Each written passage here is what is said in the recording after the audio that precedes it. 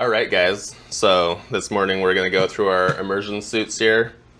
You can see I have a couple of flavors. This is a jumbo for guys my size, and a orange bag for guys dad size. So break this open, start getting into it.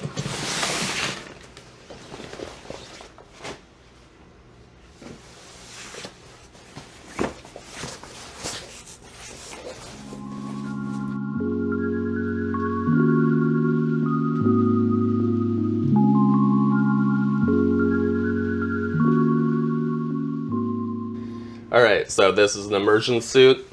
It's a very vital piece of survival gear on a commercial fishing vessel. These are required by the Coast Guard, one for each person. And what these do is extend your life expectancy by a lot. You can survive anywhere from 4 to 10 minutes before you become incapacitated, immersed in water here in Alaska. These will extend your lifespan or life expectancy 3 to 5 hours. Very, very important. They'll help you survive long enough for the Coast Guard to hopefully come and pick you up. Okay, so what we do here is we roll them out and you start just examining them. Look at all the seams, all the adhesives, make sure it's all intact. Most importantly, the creases, the crease areas, they say start cracking out over time. Check that all the reflectors are still attached. If they happen to fall off, you can use some contact cement to glue them back on. Moving up here toward the midsection, they got the zipper here, and you want to be extremely thorough here, because if this leaks, then you get water in your suit and you're in a bad place.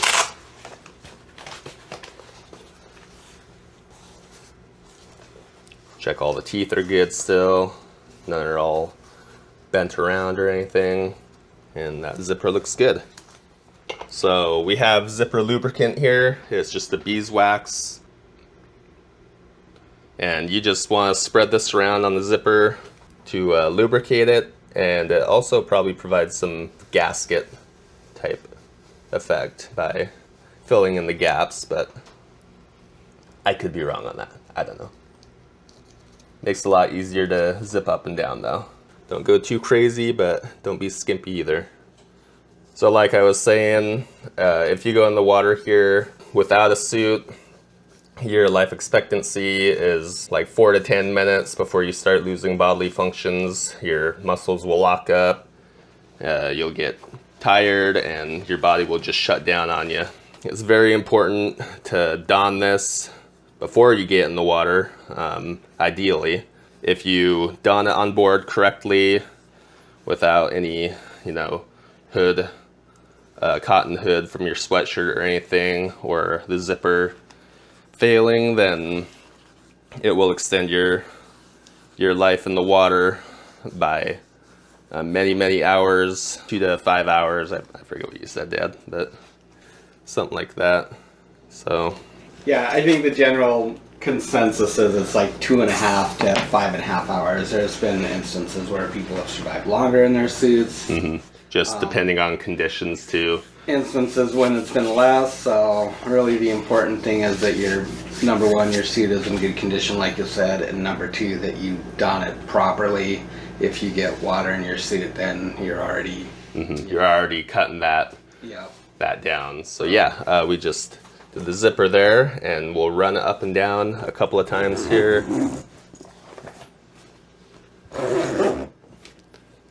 Make sure it's functioning good.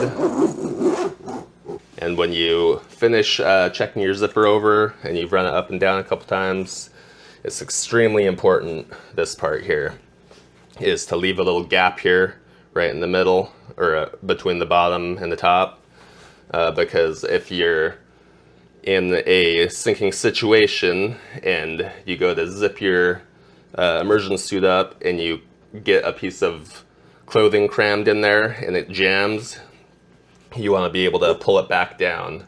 If you're all the way at the bottom and that happens and it gets stuck, there's nowhere for it to go. So you want to set yourself up for the survival situation and have everything you can at your advantage. So very, very important, that part.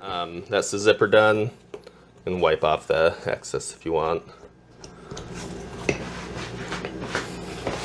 Your video looks kind of grainy. When I zoomed in, is there a reason? Does this look dirty? Or is it just my eyeballs? No, it kind of does. I was wondering about that too. Like, I'm not really sure why. Okay. Like, maybe it's a little bit dark in here, but Yeah, it's a little bit dark in here. yeah, I know. All right, so up next, we'll service our Firefly. It's a signaling device, I guess, just a visual light flasher. So you turn this on after you get in the water, and then of course it provides a visual signal for the Coast Guard to see when you're in the water. So you have to replace the batteries in these when you service the suit. You don't go by the expiration date on the batteries. You mark the batteries with a little piece of paper. So then the Coast Guard knows when you open your suit up and service them. Even if the batteries are good, you just want to replace them and have fresh ones. So those batteries are still good. We'll just use them on something else. All right, so you want to label these batteries up with a little sticker and date it for today's date. So it's January 3rd, 2025.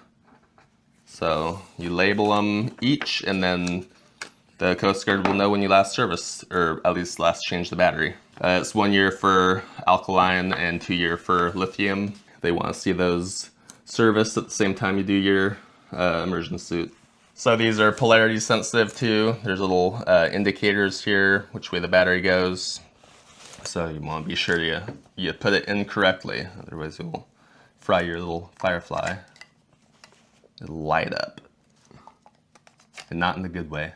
This bottom cover has a little gasket around the edge. You want to make sure it's in good shape when you put it back on, and also that you don't fold that gasket over or anything like that. So make sure that it's good and straight when you put it in, and you should be good.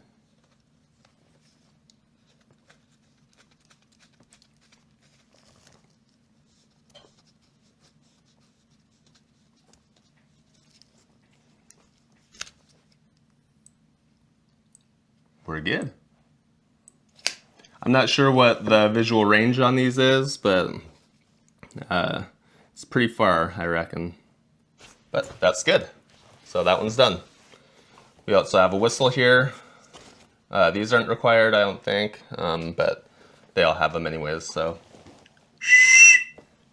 So a little audio signal. All right, here we have the inflation bladder, just basically flotation. So you depress this mouthpiece and blow into it, and it'll puff up this this black bladder with air, and you'll float better. So you just want to check over it really good, make sure that same thing, it doesn't have any tears or cracks in it. And like I was saying, this one's in good shape because these suits are pretty new, so yeah, that one looks good. Just continue looking over it, over the suit and the underarms. Just all these stitch seams, make sure your suit's in good shape.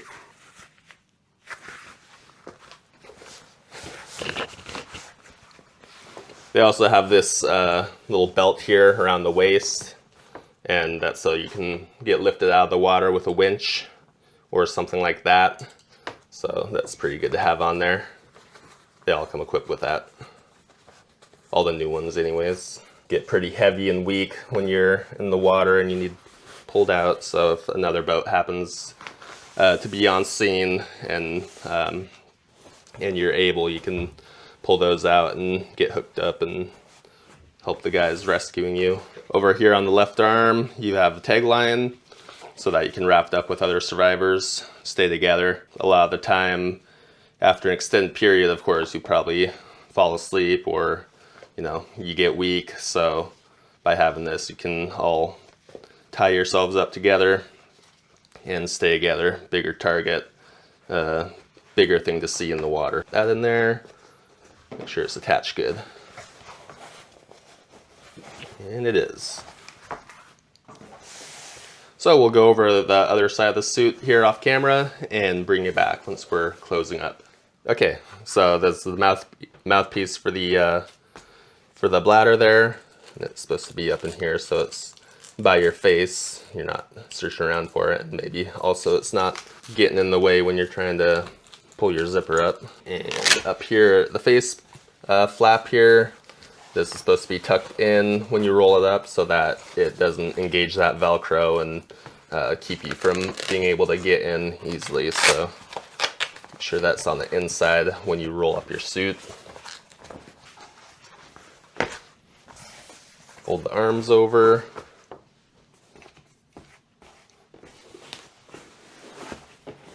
Roll it up this way.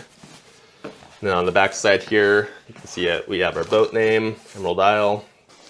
Coast Guard likes to see that on the back of the suit and on the bags too, so that if they see it floating in the water, I suppose they can identify which boat it came from. Yeah, and if you're just a crew that has your own survival suit, then I would just recommend putting your personal name on there, and then they can identify you if they ever need to, God forbid. But yeah, it's kind of, they're not terribly expensive, probably what, $350 each, somewhere in there? I think, yeah, somewhere around there. And so, you know, if you're just a crewman and you're jumping on and off boats and moving around, I would recommend having your own suit, honestly, because you know, you're just relying on a vessel owner to have, you know, an important piece of safety gear that's required. You know, he has to have it on board for however many people are on the fishing vessel, but you're also just basically relying on him that equipment is good and it's not old. And there are old survival suits in this fleet. When we bought the Nighthawk, they were over 20 years old, and they went right in the dumpster. Yeah, they were pretty rough. Yep. So yeah, it's just an important piece of equipment, and so yeah, make sure you get your name on the back or the vessel. If you're a vessel owner, put your vessel name. Okay, so we'll go ahead and bag this up. You also want to check your buttons on your bag that they engage and disengage easily. If they're all rusted, crusted up, you want to get yourself a new bag, because you want to be able to extract this suit quick as you can, and we'll show that in a minute.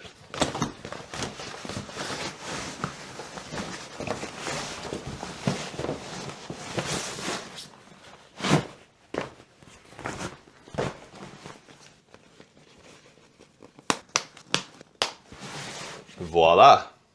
That's it. Pretty easy upkeep on these for something so important. So it's really a big thing to keep your suit maintained and keep your batteries fresh, and yeah.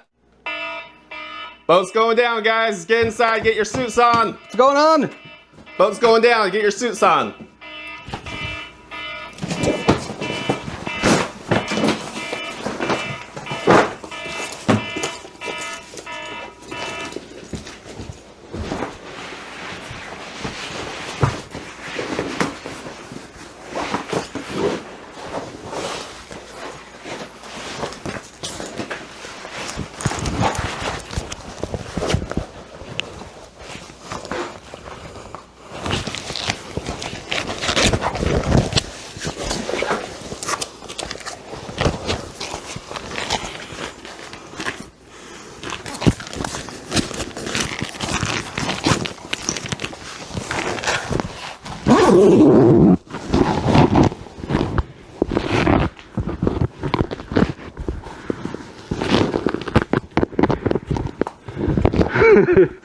Can't find the flop. Oh, it's on that side. That was about 45 seconds, actually. Really good. So that was a simulation of what you would do, or at least part of what you would do in a sinking scenario. Of course, you'd have Am I reaching on the wrong side for the flap? Where's the flap at? You got it. Oh, I got it? Yeah. Oh. So ideally you'd have another guy nearby to help you with the flap, but you can get it too pretty easily. So I'd give Dad a just the A, Thumbs down. because that flap gave him trouble. But that was also kind of just flapping around, so it's good. Good job. So that's how the immersion suit looks when you're wearing it. It's pretty floppy, so it also has fans down here. Once you get situated, you can tighten those up. You can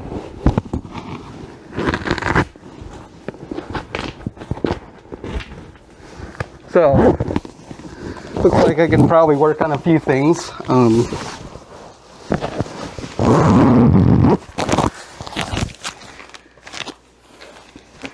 Practice a little bit more. But yeah, this was just a on the moment little simulation for you guys, kind of how you would quickly put a survival suit on. But so probably a drill simulation would be a bit different because you have like a list of things to do, like in a general alarm situation. Yeah. So just kind of thinking about what I did here and what I could have done better or shouldn't have done. So we can talk about that a little bit. Of course, practice makes perfect on this, so it's good to practice this. And then you can kind of look back and see what you can do better. We can start by rolling it up and do a slow sim. Yeah, and then I can, you can explain as you go. Talk about what I probably did wrong there. Yeah, so we'll roll that back up. We'll get this packed back up real quick, and then we'll just kind of go through it. Okay, bags packed up. All right, well, I'm not gonna lie, that was exhilarating. Kind of the timeline is you want to be able to get in your suit in like 45 seconds or less. And so I barely hit the mark. Hood was on, zipper was up in 45 seconds. I fumbled around with the flap for another 15 seconds. I think the zipper cost you about 5 seconds. The zipper cost me. So yeah, definitely a couple of things I could have done better. One thing that I did forget too, and you guys might notice, is my shoes. So if you're wearing footwear, you obviously don't want to be trying to stuff your foot into these legs with shoes on or boots on or flip-flops on or anything else. So you probably saw when I came in, first thing I did was kick my shoes off.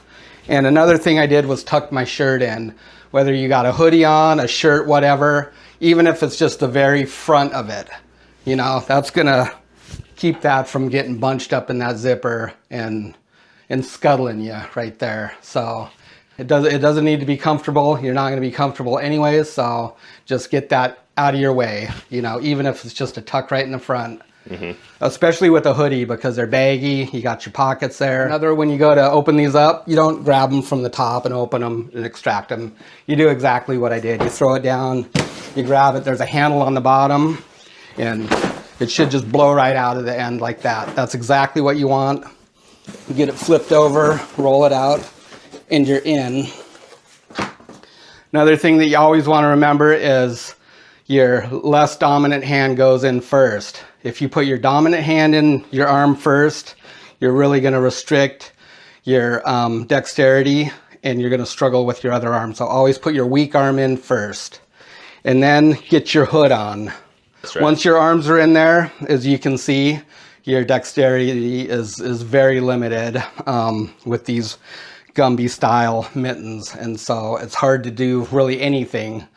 The other thing I did wrong is when I hopped in, and before I put my arm in, I didn't notice my zipper had fallen in like that, and so you kind of saw me bungle around for that for a second there. That was a good one there.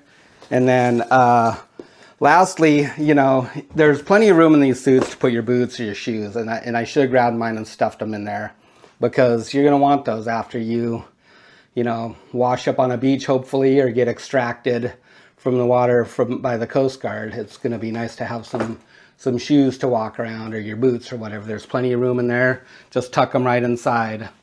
Right by your chest or your belly. Yeah. Down by your legs, whatever. So that's something else that would be nice, but it's not necessary, and you might not have the opportunity if it's a sudden thing and you're in your bunk.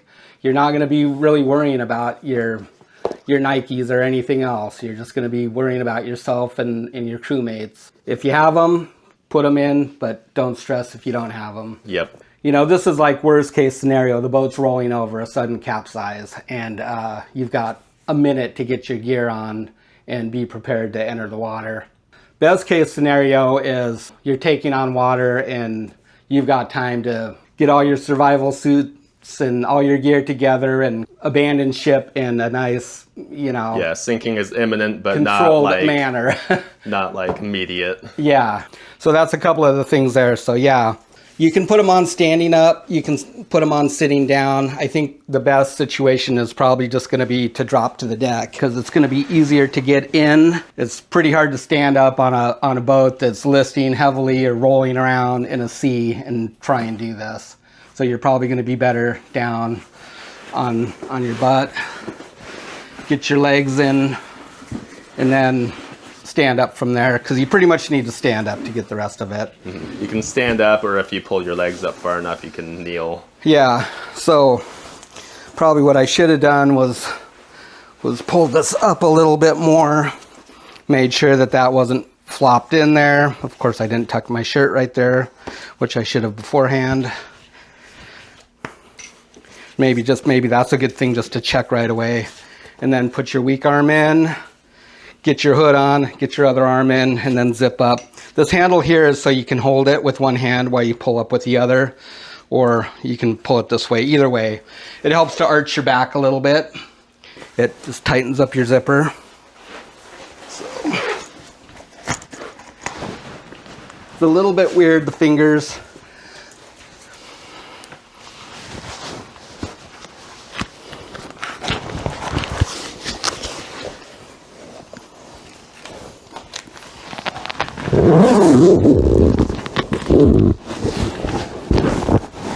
You want your zipper all the way up. The flap seems kind of hard to find. There we go. Also, very important if you are wearing a sweatshirt that your hood is down, because if there's any hood coming past that gasket there, then that is an instant wick of water into your suit. Yeah, this doesn't fit super duper tight. It's, you know, because everybody's got different faces. You got facial hair. The intent is just to extend your survival time in the water. And it's going to do that by insulating your body, keeping your core temperature higher. So yeah, like I say, there's plenty of room to stick your shoes in here if you wanted to. Once again, it might be a little uncomfortable, but hopefully you're going to be getting in your raft and then you can, you know, get adjusted and get more comfortable at that time. And if you have a little bit more time, then you can definitely take a minute or two to get strapped up. But you want to practice to be in the situation that if you have a very sudden incident or something that you're able to get in your suit quickly. You know, this is something that you don't want to spend 5 minutes to do and get figured out. Some guys like to put bags, plastic garbage bags in their legs here. Personally, I don't see it. Because number one, you can just tell by the way this thing is laying that like a bag in here, you know, with the theory that if you're putting boots on, your foot goes in the bag and it slides in easier. Yeah, it just seems like something to like bunch up and slow you down to me. Mm-hmm. But you know, that's all personal preference there. I'm not going to tell people how they should, but that's my viewpoint on it, is I wouldn't do that. Because bags get folded over, they get bunched up, they get balled up. Next thing you know, you're trying to put your foot in there, it's snagging. Even just a cloth from your socks and in your sweats or whatever you're wearing, you can feel that. You know, it's not very slippery, it's not easy to pull on. Like I say, you can take that with a grain of salt if it's something you practice for and you're comfortable with how it's set up. But I really don't see how you're gonna be able to get your foot in a bag in there. So yeah, not too bad, not too good. Needs improvement, needs work. Yep. Next time it'll be 30 seconds. There it is. But maybe not today. No, but all in all, yeah, not too bad. Something you should practice. Don't wait till the moment is happening to to figure this one out. You should at least be doing this once or twice a year. And we generally do it at least once a year. And I guess that kind of shows. Maybe if I did it 3 or 4 times a year, then it'd be a little smoother. But all in all, not too bad, I think. Yeah, no, I think that was a good demonstration. Yeah. Good time. So definitely a few things that I learned there. All right, well, nice. Cool. Hope you guys learned something. I learned something. We'll definitely be doing some drills here. It's kind of hard to practice this sometimes, on the boat because, of course, the best spot to do it is out on the deck. During a nice day, a sunny day, that's the time to pull it out and do it. Mm-hmm. And really get your drills down. Have somebody get a timer out or their phone and time you. Try and stay under that 1 minute mark. 45-second mark is kind of where you want to be. That's the best I can say. It's not ideal conditions sometimes on the boat because you don't want to do this when it's all wet and nasty out and then put your bag back in there. Yeah, your suits need to be dry when you put them away. You want to keep them dry. And that's kind of a point that Matt touched on too, is storage is important on the boat. A dry location is best. Preferably out of the weather. There is guys that store them outside on smaller vessels. I get it, space is limited. We prefer to keep ours inside where they're accessible. Right by the door is the best place. Find a nook, a cubby, make a cubby where they're not buried inside a cabinet. You want them to be in view and easy to grab. That's the key. Guys put them up in their rigging and a net, and for me, they're out in the elements, And these get tipped up, water gets blown inside of these, and you've got a suit that's already somewhat compromised, possibly by moisture and wetness. I think in a dry location, easy accessible, that's where you want to be. Yeah, I now think it's your turn. Yeah, I think that was a really good demonstration, good info too. Yeah. And hope you all enjoyed it. Yeah. And learned something. Got some more safety stuff to go through, just basic stuff on the boat, fire extinguishers, life raft, EPIRB, flare kits. Thank you all for watching. Yeah, thanks. And we'll see you again soon. Bye. All right, guys. Well, you didn't think we were going to go without Matt doing the challenge, did you? That? Should I put a sweatshirt on to simulate that? Up to you, buddy. All right. All right, I'm ready. Stand by. Okay, he's ready to roll, so we'll give him a holler. Okay, Matt, come on. We're going down. Get your survival suit on. What's going on?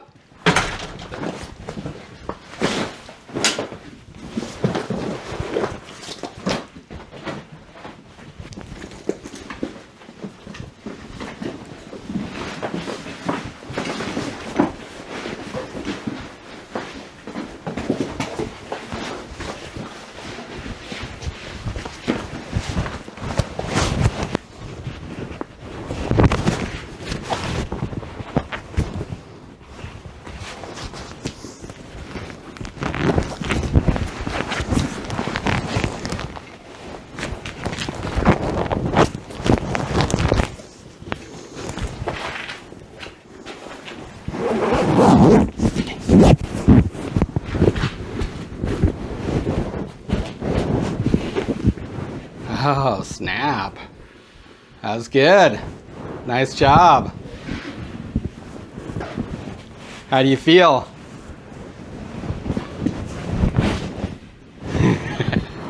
Feel good. Gets your heart going, huh? Yeah. It does. All right. Well, that was pretty quick. We'll have to run the timer back on that, but I think you started about 15 or 20 seconds in and you were done by 1 minute, so it's cool. going to be right around the same. Not bad. 45. You're definitely quicker than me, though, I think. Or either that or it's just like time really slows down when you do it. It does. Because it felt like it took me an eternity to get mine on. I was thinking, oh gosh, I'm like at the 2 minute mark here. I'm so embarrassed. Yeah, I felt a little slow right there. It's like... No, that was super smooth, dude, actually. Cool. Good. You didn't tuck in your sweatshirt. Did I not? Oh, and my belt, yeah. I forgot about that. But that's okay. You had it stuffed down good. So. All right. Well, didn't want to let you guys down by not showing me doing it too, so. That's right. I know people would be asking, what Yep. about Matt? There we go. All right. Thanks for watching. Leave a like.